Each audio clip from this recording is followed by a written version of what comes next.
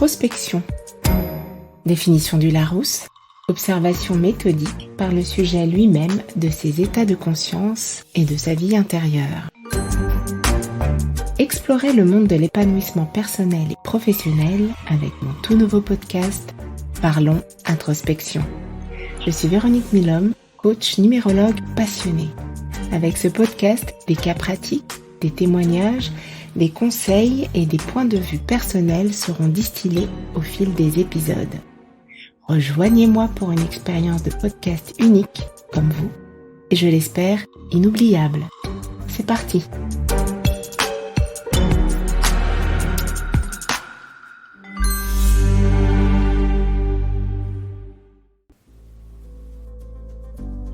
Bonjour à toutes et à tous, c'est avec un grand plaisir que j'inaugure une nouvelle série dans les épisodes du podcast Parlons Introspection. En effet, nous allons explorer ensemble le monde fascinant de la numérologie. Pour ce 10e épisode, je souhaite vous en dire plus sur ce sujet passionnant, car vous êtes nombreuses à me poser des questions à ce sujet. Alors, je vous propose le menu suivant. Nous allons voir ensemble comment la numérologie est arrivée dans ma vie et comment je l'utilise dans mes accompagnements. Plus généralement, nous verrons également à quand remonte cette pratique. Depuis quand ? Je terminerai en abordant différentes thématiques dans lesquelles la numérologie peut nous donner des clés dans nos actions quotidiennes et nos décisions stratégiques. Si vous appréciez ce podcast, partagez-le autour de vous. Vous êtes-vous déjà demandé à quand remontent les premiers écrits sur la numérologie ? Saviez-vous que cette pratique peut nous aider à mieux comprendre notre vie quotidienne et professionnelle ? Voici 3 points clés pour mieux comprendre cette discipline. Tout d'abord, qu'est-ce que la numérologie ? La numérologie que j'utilise m'aide à vous proposer un tour d'horizon complet de votre personnalité unique. Comme je le dis souvent, il n'y a pas de hasard. La numérologie est entrée dans ma vie juste après ma certification de coach consultant. L'occasion s'est présentée sous la forme d'un podcast auquel participait Lydie Castells, ancienne chef d'entreprise devenue numérologue professionnelle renommée. Non seulement les informations communiquées m'ont fascinée, mais j'ai pu expérimenter sur moi-même la pertinence de cet outil lors de la formation pratique et sérieuse prodiguée par ses soins. J'ai tout de suite compris et expérimenté auprès de mes clientes la pertinence de cet outil de compréhension de soi et d'aide à la décision. Nous sommes tous des êtres complexes. Grâce à votre date de naissance, vos prénoms et noms, je vous aide à comprendre les aspects suivants. Votre mode de fonctionnement, vos dons et talents innés et des pistes pour les utiliser au quotidien, vos blocages et des points d'alerte pour les reconnaître afin de les surmonter, les éventuelles mémoires familiales qui vous ont été transmises et qui agissent sur vous à votre insu, votre année personnelle. Parce que cet outil est puissant et vecteur de prise de conscience profonde, il est très précieux pour commencer votre introspection. Grâce à l'étude de vos nombres, les éléments que je vous communique vous aident à revoir comment vous avez vécu les événements marquants de votre vie jusqu'ici ou les talents que vous n'avez pas encore déployés alors qu'ils sont fondamentaux pour votre bien-être. Nos entretiens m'aident à évaluer où vous en êtes dans votre cheminement et vous proposer des clés que vous pouvez utiliser pour nourrir vos besoins au quotidien et vous rapprocher de votre bien-être. Car il faut bien comprendre que les nombres qui nous constituent sont notre boussole intérieure. Je rappelle qu'il est très important de noter que vous êtes totalement libre de décider ce que vous souhaitez faire de ces informations, le libre arbitre est de rigueur. Voyons ensemble à quand remonte la numérologie et ce qu'elle est.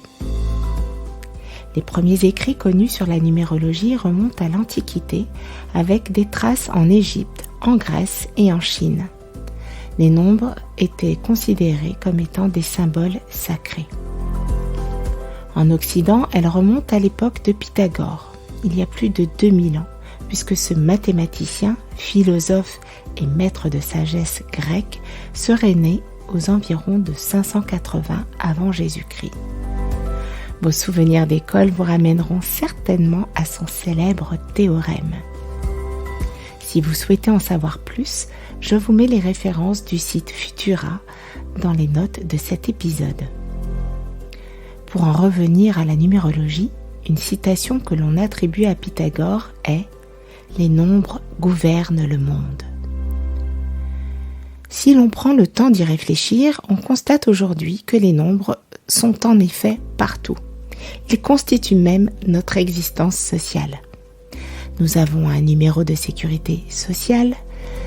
Pour localiser une adresse, nous utilisons un numéro de rue. Les coordonnées GPS sont constituées de nombres. Si nous habitons dans un immeuble, il y a un étage, voire un numéro d'appartement. Si nous avons un véhicule, son immatriculation est constituée de nombres et de lettres. Si vous êtes salarié ou entrepreneur, ou pour une entreprise, un numéro vous est attribué. Comme vous commencez à le comprendre, la numérologie utilise les nombres et plus particulièrement ceux qui constituent notre date de naissance d'une part et votre nom et prénom d'autre part. En ce qui concerne ces derniers, on attribue un nombre à chaque lettre de l'alphabet répartie sur 9 nombres. Ainsi, la lettre A a une valeur 1, la lettre B une valeur 2, jusqu'à la lettre I qui a une valeur 9. Ensuite, on revient au 1 pour la lettre J, ce qui donne une valeur 1 aux lettres A, J, S, une valeur 2 aux lettres B, K, T, et ainsi de suite. C'est ce qu'on appelle la guématrie ou gématrie, qui est issue de la Kabbale. Pour établir le thème d'une personne, les numérologues additionnent ces nombres jusqu'à obtenir un seul nombre compris entre 1 et 9. C'est ce que l'on appelle la réduction théosophique. À noter qu'en numérologie, on garde également les nombres 11, 22 et 33 que l'on appelle maîtres nombres car leur vibration est particulière.